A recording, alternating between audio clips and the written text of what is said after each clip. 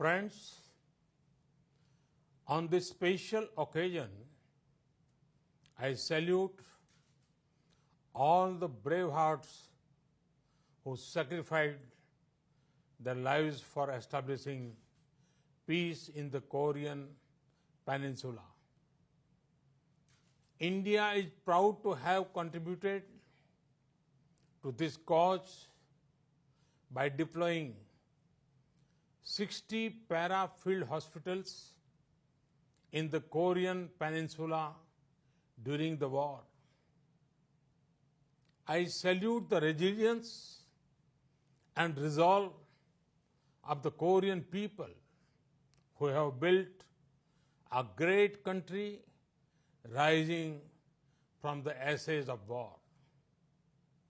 I also appreciate the efforts made by President Moon Jae-in to preserve and promote peace in the Korean Peninsula.